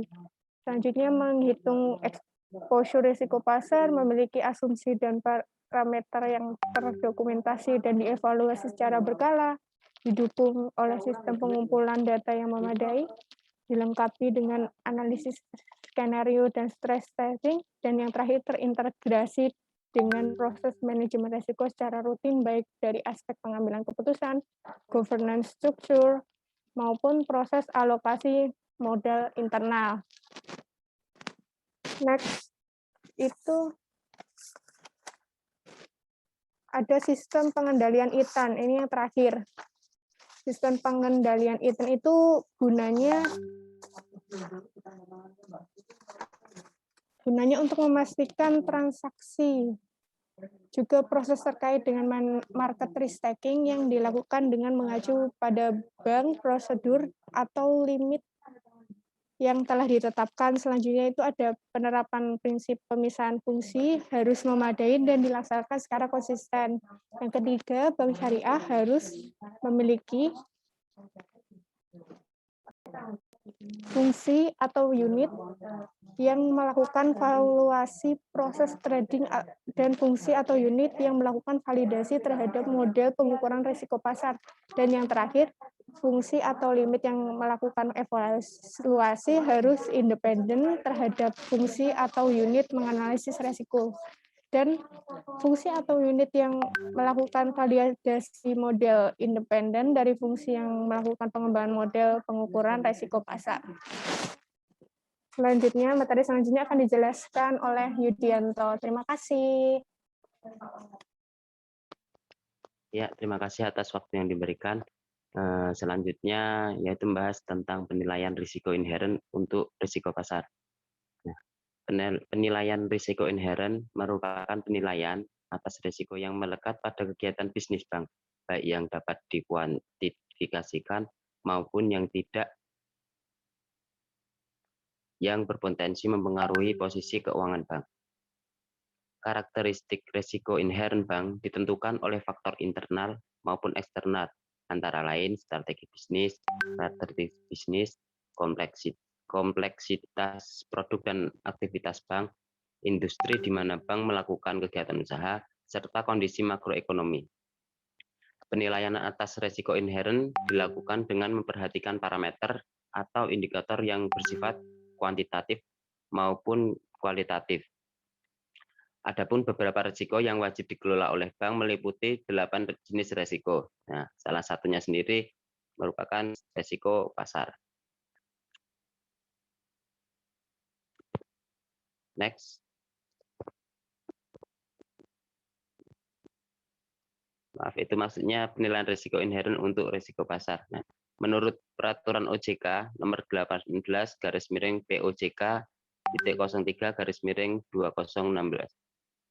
Risiko pasar meliputi antara lain risiko perubahan tingkat suku bunga pasar, risiko perubahan nilai tukar mata uang internasional, risiko penurunan nilai pasar ekuitas, dan risiko perdagangan opsi komoditas.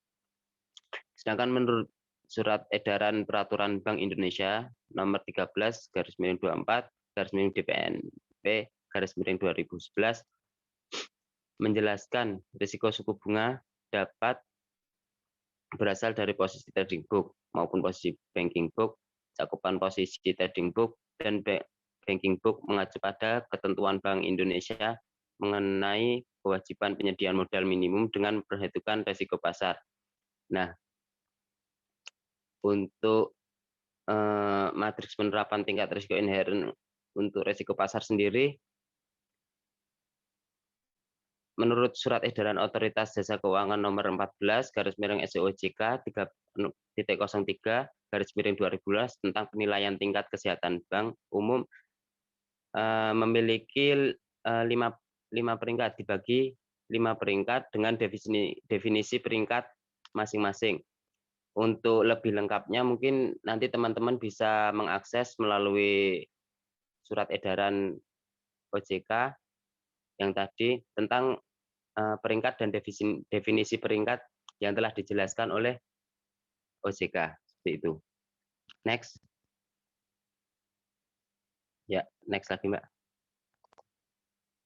Nah, selanjutnya yaitu mengenai kualitas penerapan manajemen risiko pasar. Penilaian kualitas manajemen risiko, penilaian ini mencerminkan penilaian terhadap kecukupan sistem pengendalian risiko yang mencakup seluruh penerapan manajemen risiko sebagaimana diatur dalam ketentuan Bank Indonesia mengenai penerapan manajemen risiko yang bertujuan untuk mengevaluasi efektivitas penerapan manajemen risiko bank sesuai prinsip-prinsip yang diatur dalam ketentuan Bank Indonesia.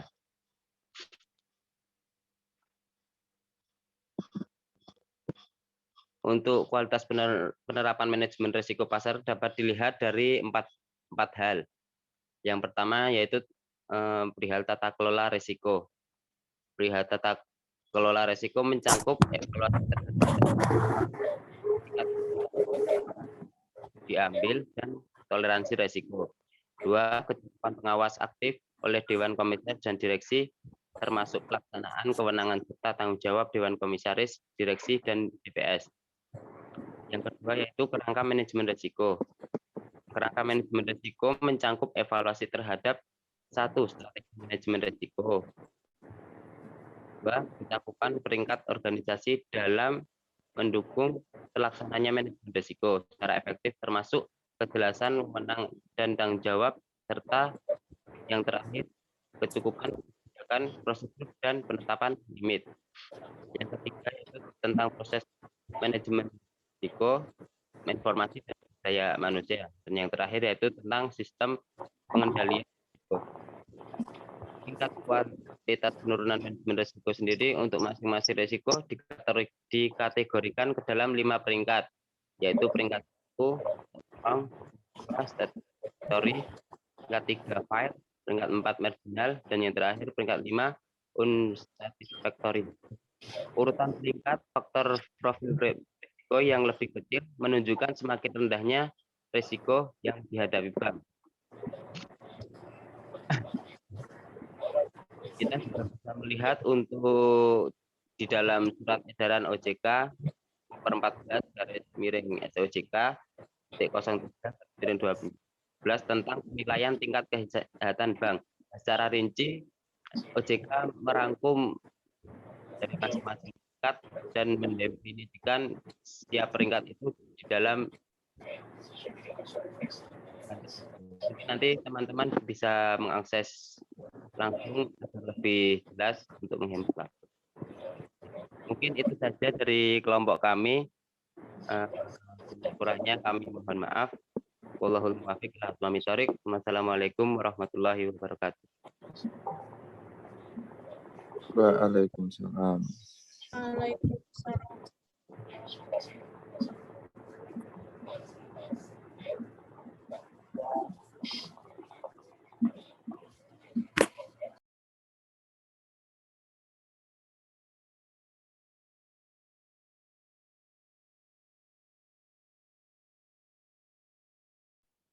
Makasih kembali. Ada yang mau tanya nggak?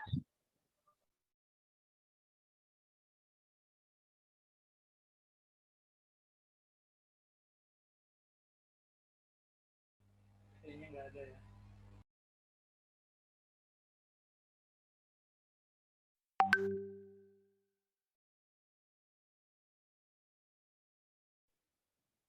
Silakan teman. Mungkin ada yang mau.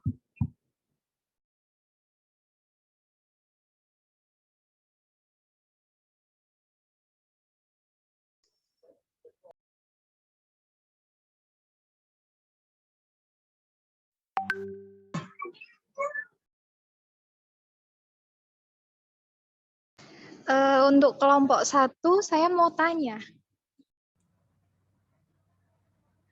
Baik, silahkan Mbak Pipit ya. Iya, Ibu, saya mau tanya.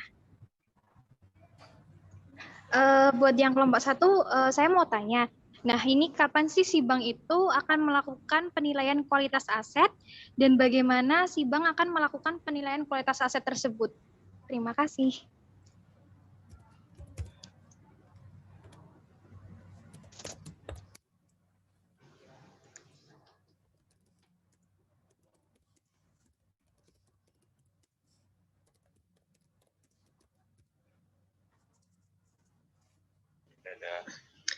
Saya juga mau bertanya.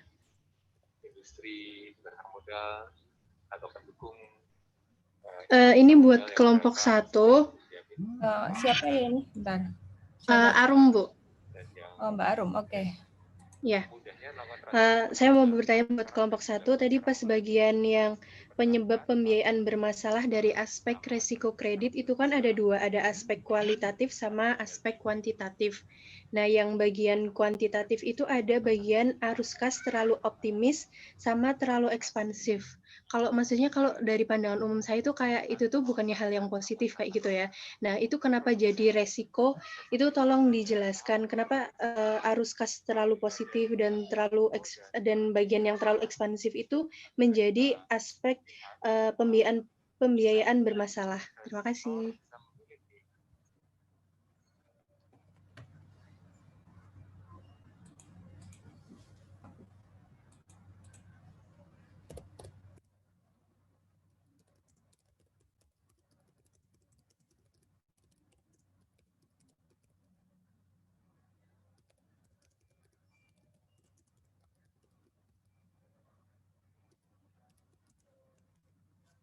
Baik, ada lagi untuk kelompok 1?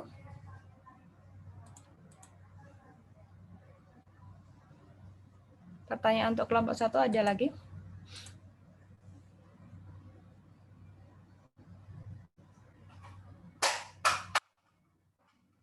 Untuk kelompok 2 ada pertanyaan?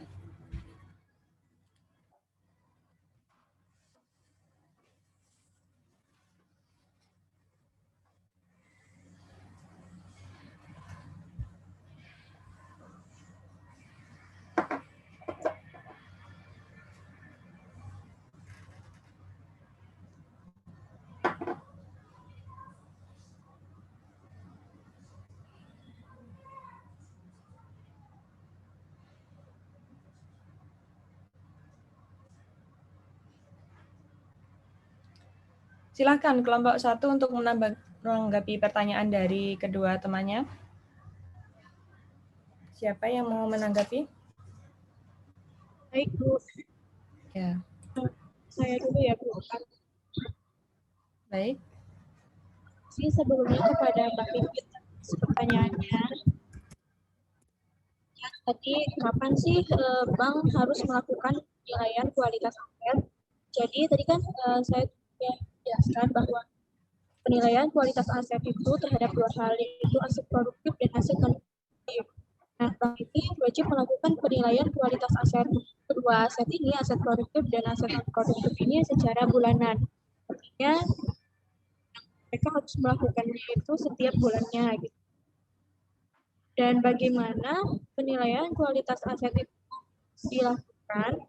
Yang pertama, bank itu wajib terlebih dahulu menggolongkan kualitas aset yang sama terhadap rekening aset produktif yang digunakan untuk membiayai satu nasabah.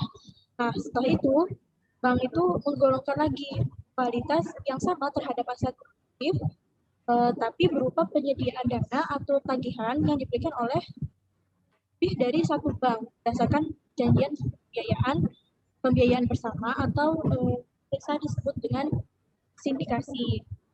Nah, setelah kedua proses tersebut, ketika terdapat suatu kualitas aset produktif yang berbeda, maka bank itu nanti wajib menggolongkan kualitas yang sama untuk masing-masing aset produktif, ikuti kualitas aset produktif yang paling rendah. Seperti itu. Ya, seperti itu. Ya. Baik, terima kasih Mbak Ami. Terima kasih Mbak Ami atas jawabannya dan Mbak Pipit atas pertanyaannya. Pertanyaan kedua.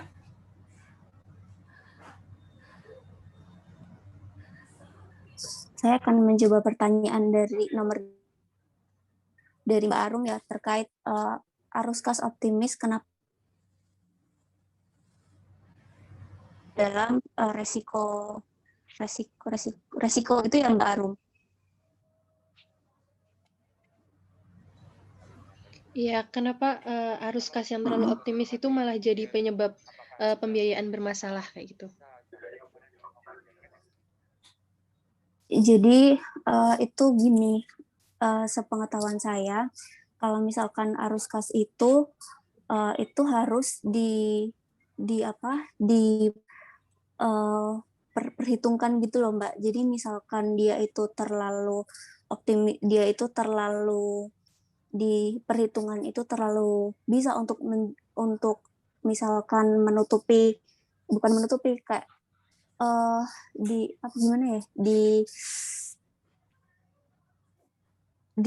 analisisnya itu dia itu terlalu bisa untuk menutupi, tapi pada kenyataannya dia itu nggak bisa. Nah, itu yang menyebabkan itu menjadi sebuah resiko di pembiayaan seperti itu. Mungkin ada yang mau menambahi?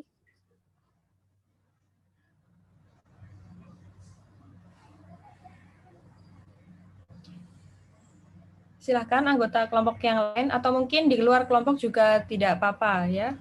Tidak harus dari kelompok. Oke, Mas Ahyar. Menambahkan gini ya. Jadi terlalu optimis dan terlalu apa namanya tadi? Over apa ya namanya? Ekspansif. Ekspansif ya. Over ekspansif itu di satu sisi memang ya kelihatannya sangat baik gitu.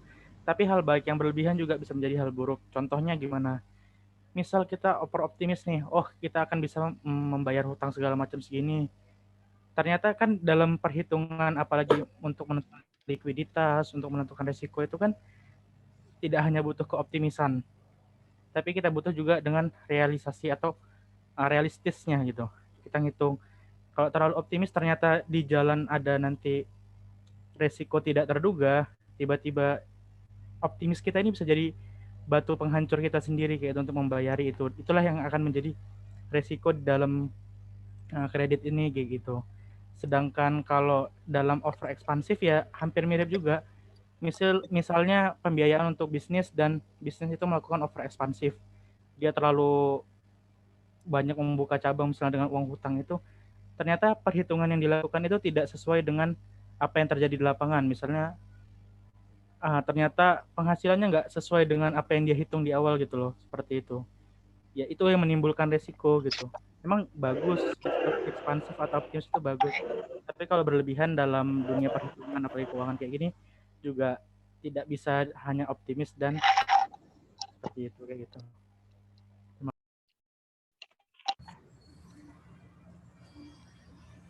Iya, terima kasih Mas Ahyar. Ya. Kurang lebih seperti itu ya Mbak Baru. Iya, Bu. Sudah dimengerti ya. Iya, sudah paham, Jadi Bu. segala suatu hal kalau berlebihan ya terlalu optimis itu ya tidak baik, pesimis juga tidak baik gitu kan. Jadi ya kita tetap berusaha, tapi ketika sudah berusaha baru kita optimis gitu ya. Seperti halnya kalau kita mau mau mengapply beasiswa terlalu optimis tanpa pertimbangan, tanpa persiapan juga nanti jatuhnya kita kalau nggak dapat beasiswanya kita kecewa gitu kan. Sama kalau kayak nembak cewek misalnya, terlalu optimis diterima nanti sakit hatinya semakin besar gitu kan ya. Oh, melatih kita untuk kuat ya, tahan banting ini ya, untuk disakiti ya. Kayak lagu ini. Ya, seperti itu. Sama juga dengan ketika kita terlalu lembaga keuangan syariah ini terlalu ekspansif melakukan pembiayaan tanpa adanya analisis yang tepat, itu justru akan menjadi bom yang bisa kembali menyerang atau menjadi sumber resiko atau kerugian bagi lembaga keuangan tersebut gitu. Karena kalau terlalu banyak men-spread, menyebar pembiayaan tapi tidak didasari, tidak diimbangi dengan analisis yang tepat, nanti salah-salah bukan lembaga syariahnya mendapatkan pengembalian, tapi justru malah akan menanggung kerugian karena banyak nasabah yang ternyata tidak dari segi karakter tadi ya 5C tadi yang sudah dijelaskan oleh kelompok 1 itu kurang qualified gitu. Jadi memang semuanya harus terukur sesuai dengan keakurasian data, berbasis data. Tadi ada yang raise hand, Mas Rahmat Alvindi, ya? Mau bertanya, Mas Rahmat Alvindi? Enggak, Bu. Kepencet, Bu. Oh, baik-baik. Baik, begitu ada pertanyaan yang lain? Nah, kalau tidak ada yang bertanya, ini kita masuk ke kasus ya, studi kasus. Tadi yang saya tangkap, kalau secara teoritis, teman-teman dari kelompok 1 dan kelompok 2 itu sudah menyampaikan ya, sampai penghitungannya, cara mengendalikannya, dan lain sebagainya.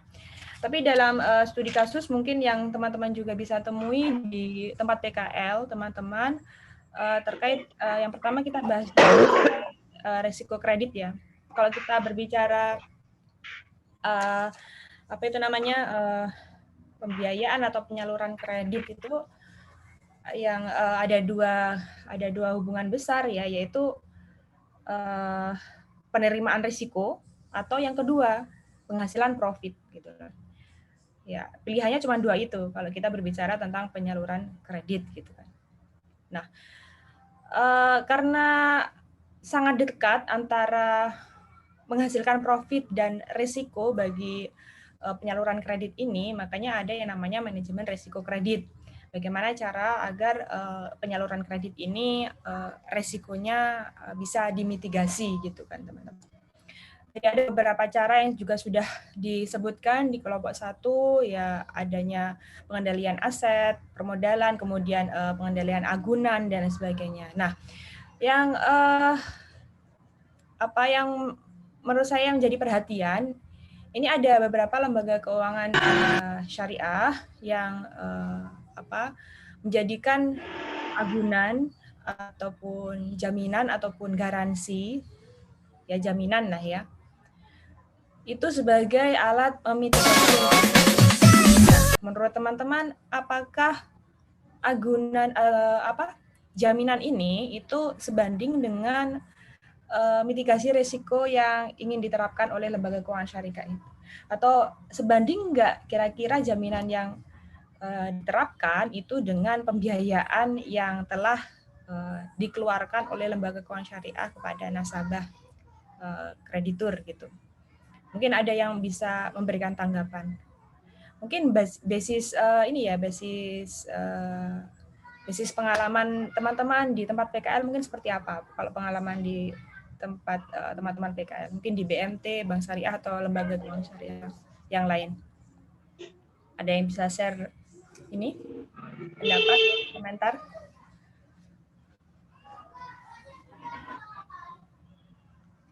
Halo? Silakan. Kalau menurut saya ya Bu, yang namanya jaminan atau agunan itu sebenarnya seperti apa yang dia punya. Apa yang dia punya ya agunkan, menjaminkan. Karena namanya jaminan itu kan bukan kok namanya berpindah hak milik kan, tapi dari hanya memberikan jasa sewa jasa barang jaminan tersebut. Barang jaminan tersebut adalah namanya datang Suaranya putus-putus, Mas. Ini Mas Yusuf. Suaranya putus-putus. Iya. Bagaimana, mungkin bisa diulangi?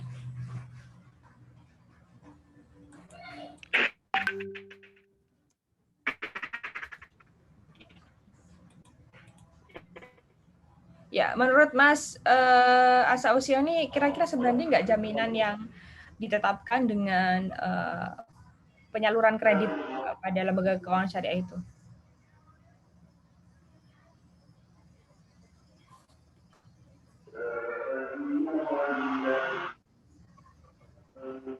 Halo?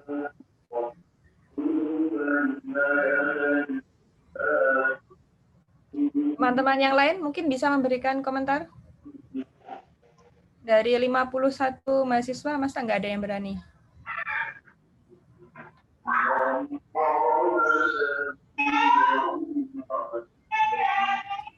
Izin menambahi, Bu. Ya, silakan, Bu. Kalau di sini di BRI, di BSI yang X-nya BRI Syariah, itu kemarin, jadi jaminan itu harus melebihi jumlah uang yang dipinjam itu, Bu. Bahkan 125% kalau misalkan dirasiokan. Begitu. Baik, jadi justru melebihi dari penyaluran kreditnya, begitu ya Mbak Tias? Tapi nanti yang diambil ketika memang mengalami gagal bayar, apakah sesuai nilai penyaluran kreditnya atau semuanya itu diambil? Atau seperti apa tekniknya? Kalau itu saya kurang tahu, Bu, karena memang katanya berdasarkan sharing kemarin itu jarang banget yang seperti itu. Nanti misalkan dia gagal bayar itu akan ada itu, Bu, kayak relaksasi atau restrukturisasi dari sini seperti itu. Jadi tidak semudah untuk mengambil jaminan itu, nggak semudah kayak mau buat nutupin hutangnya itu loh, Bu, maksudnya gitu.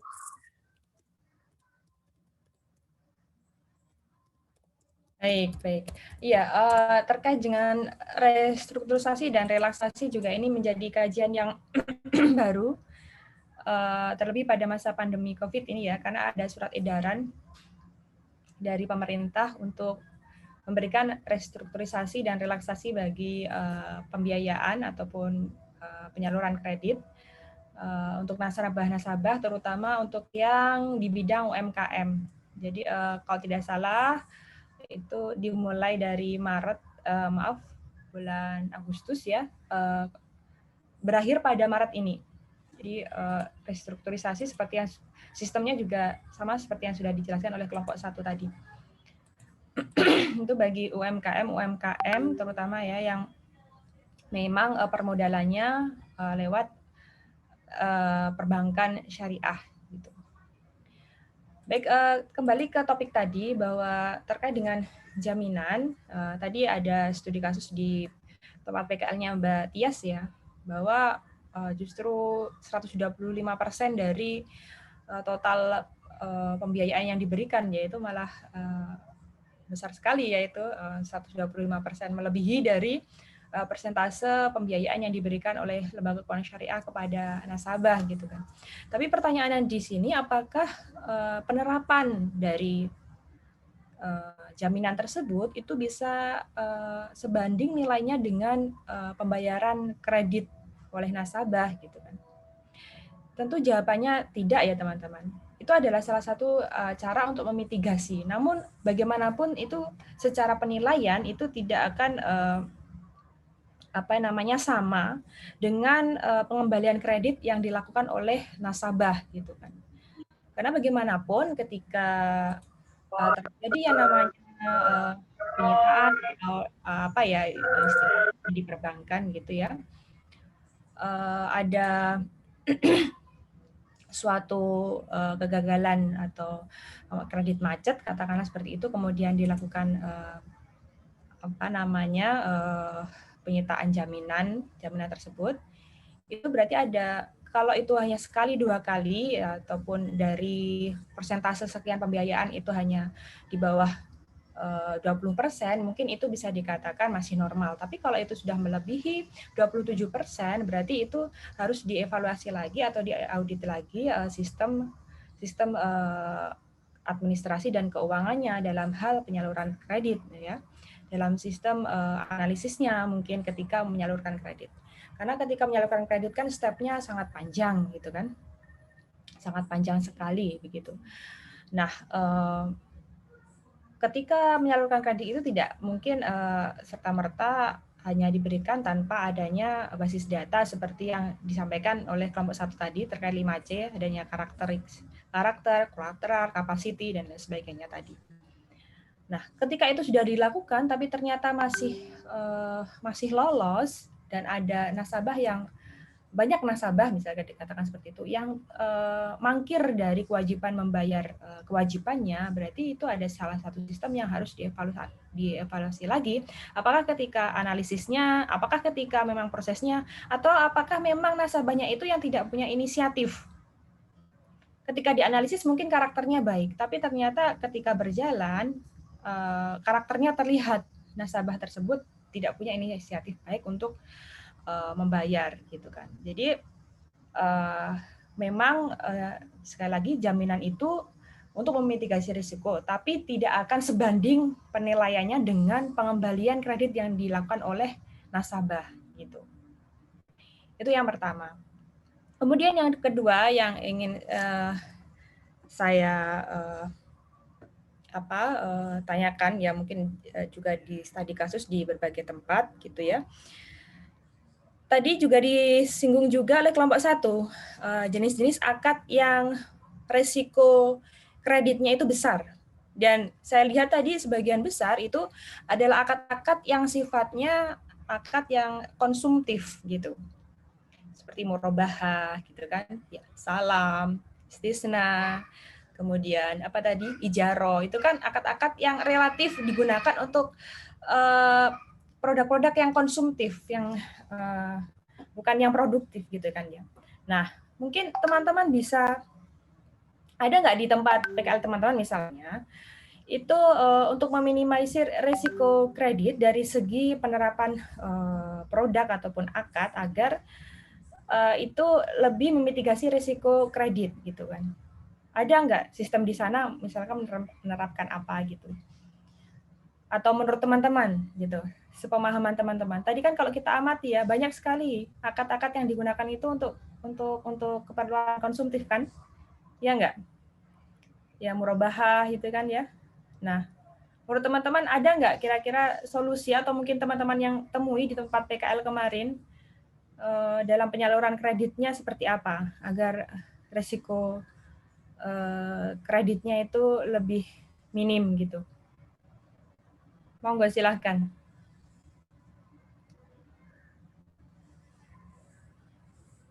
Ada yang mau menjawab? Ini saya kayak ini sendiri, ngomong di depan layar sendiri, soalnya nggak ada yang hidupin video. Semuanya kayak mau matikan video. Jadi bisa oh iya, Mbak Nanda ini. Oke. Mungkin ada yang mau memberikan pendapat? Ini tetap saya tulis sebagai nilai keaktifan loh ya. Siapapun yang berani berbicara.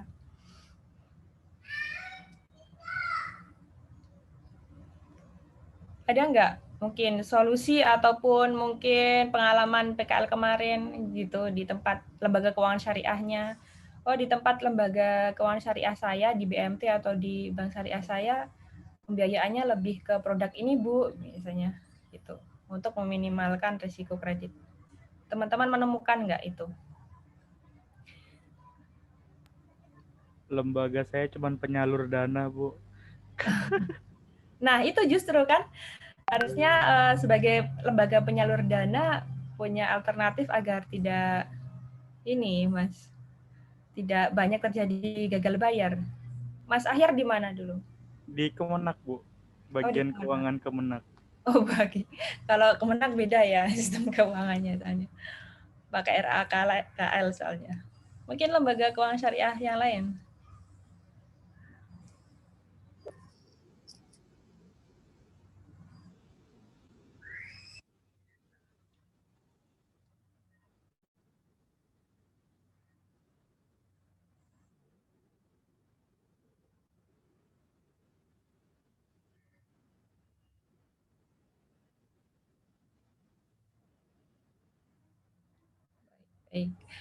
Baik. Kalau Pegadaian itu memang lembaga yang menyelesaikan masalah tanpa masalah ya katanya. Jadi kayaknya permasalahan kredit ini ya sangat minim ya. Kan jangan sampai lembaga yang menyelesaikan masalah tapi punya banyak masalah gitu.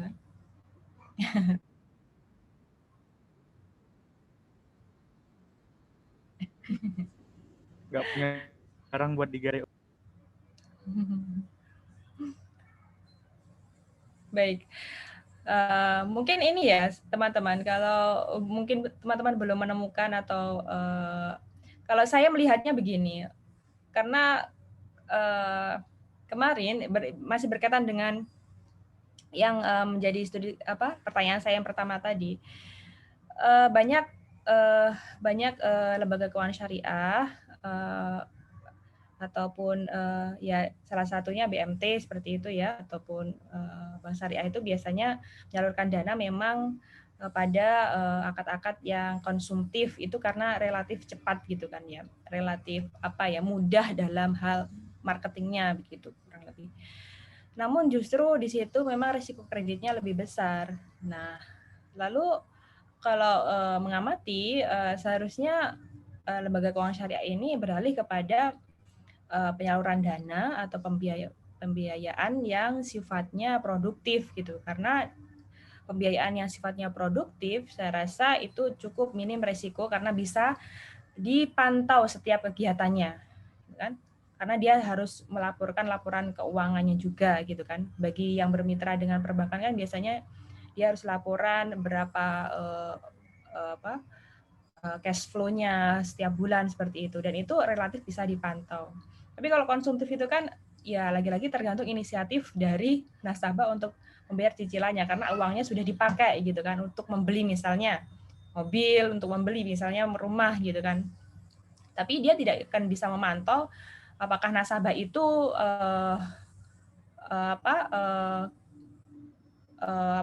punya inisiatif yang baik atau kan cash flow keuangannya baik, kan nggak ada laporan untuk itu setiap bulannya kalau untuk pembiayaan yang konsumtif. Nah, mungkin itu bisa jadi salah satu solusi di mana pembiayaan produktif lebih digalakkan, lebih diberikan porsi yang lebih besar dalam lembaga keuangan syariah untuk disalurkan dana ya.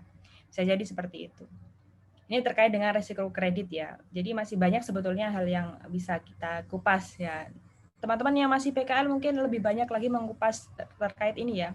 Karena risiko kredit ini risiko yang sangat vital ya dalam lingkup lembaga keuangan gitu, lembaga keuangan syariah terutama ya dalam hal ini kita berbicaranya. Kemudian yang kedua terkait risiko pasar. Sudah dijelaskan tadi juga bahwa risiko pasar ini terkait dengan naik turunnya investasi, risiko yang muncul dari investasi di pasar yang berhubungan dengan faktor-faktor seperti yang sudah dijelaskan oleh kelompok 2, faktor suku bunga, faktor harga komoditas, kemudian ada faktor apa lagi tadi? Nilai tukar. Nilai tukar, benar. Terus yang satu lagi Mbak Alia tadi?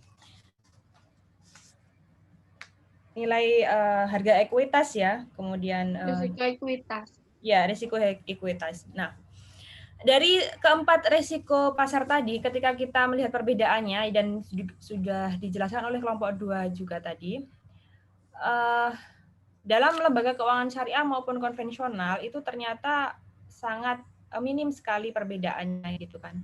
Risiko pasar yang terjadi di lembaga keuangan syariah dan lembaga keuangan konvensional bisa dikatakan mirip ya.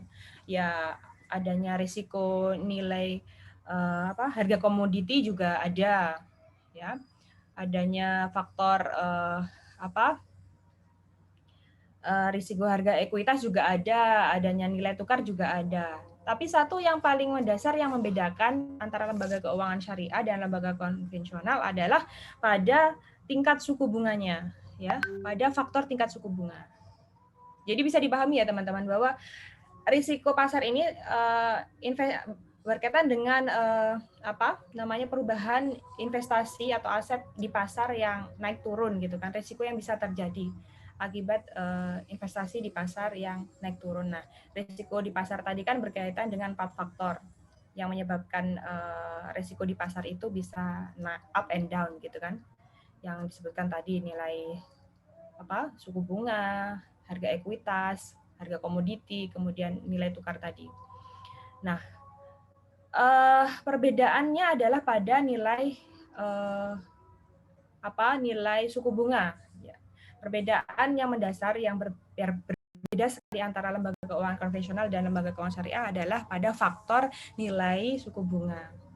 Dimana kalau nilai suku bunga pada lembaga konvensional itu ya biasanya langsung terkait dengan up and down-nya nilai suku bunga di pasar. Tapi kalau pada perbankan syariah atau lembaga keuangan syariah yang lain, itu bergantung pada surat berharga syariah. Surat berharga syariah itu apa aja, Bu? Ya Sukuk, ya SBSN, ya SBIS gitu kan. Nah, pokoknya surat berharga yang tidak ada kaitannya dengan suku bunga. Lalu bagaimana dengan GWM? Nah, GWM ini masih berkaitan dengan suku bunga ya. Giro wajib minimum. Makanya penempatan GWM itu di satu sisi juga mendatangkan manfaat, di satu sisi juga kurang memberikan manfaat karena memang masih terkait dengan suku bunga. Kalau suku bunganya turun, GWM-nya yang didapat oleh Bank Syariah juga turun gitu kan. Tapi kalau pas naik ya profit yang didapatkan Bank Syariah dari GWM juga naik. Makanya Bank OJK ya, OJK juga menetapkan batas maksimal penempatan pada GWM, giro wajib minimum di Bank Indonesia itu. Dan lebih menghimbau untuk menyalurkan dananya di surat berharga yang lain, misalnya sukuk tadi atau mungkin saham syariah seperti itu. Nah, itu perbedaan mendasar pada risiko pasar yang ada di lembaga keuangan syariah. Jadi risiko pasar ini kurang lebih banyak berkaitan dengan hal-hal yang sifatnya ekstern ya. Ekstern kondisi di mana bukan ada di dalam tubuh lembaga keuangan syariah sendiri, tapi kondisi di luar dari lembaga keuangan syariah gitu. Tapi tetap keputusan dan mitigasinya itu ya ada di lembaga keuangan syariah. Tidak bisa dipungkiri kalau seberapa besar perbankan syariah menaruh saham, menaruh sukuk, itu kan letaknya pada keputusan direksi. Nah, itu faktor-faktor intern yang menyebabkan adanya risiko up and down-nya risiko pasar. Tapi kondisinya yang menyebabkan risiko itu terjadi itu kondisi pasar gitu. Jadi teman-teman. Namun tentunya apakah tidak bisa dikendalikan risiko pasar walaupun mungkin itu yang menyebabkan adalah kondisi ekstern, apakah pihak intern tidak bisa mengendalikan? Bisa ya. Dengan segala pengetahuan yang ada di pihak manajemen terutama direksi yang mengambil keputusan, menempatkan seberapa besar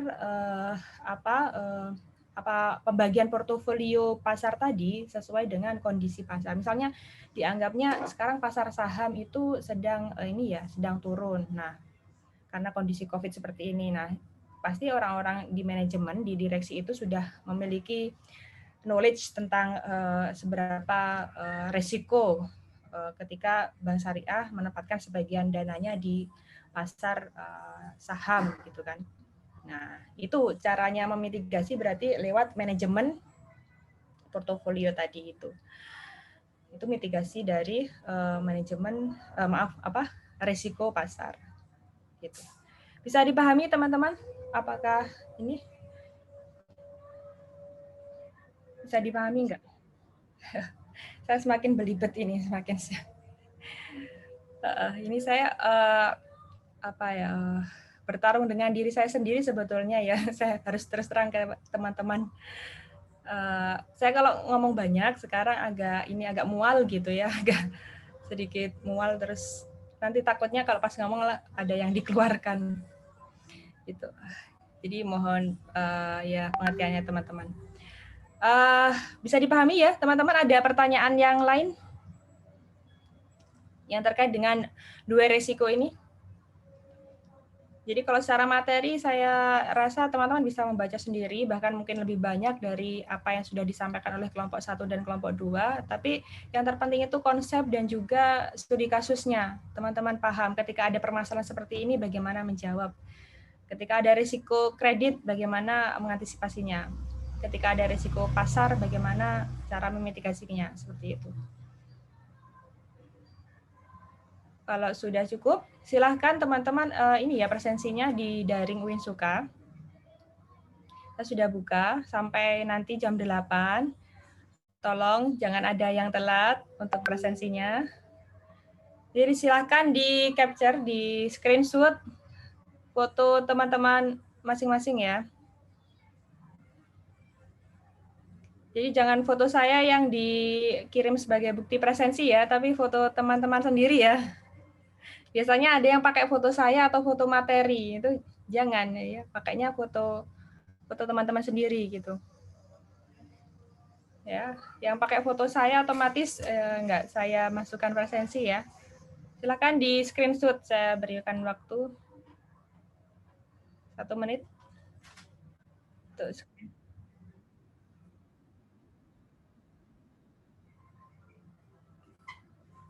Di screenshot aja Mas, nih saya kasih waktu nih.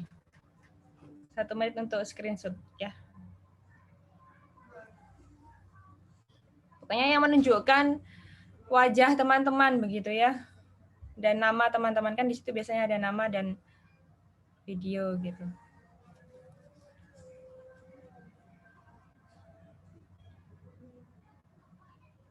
Sudah?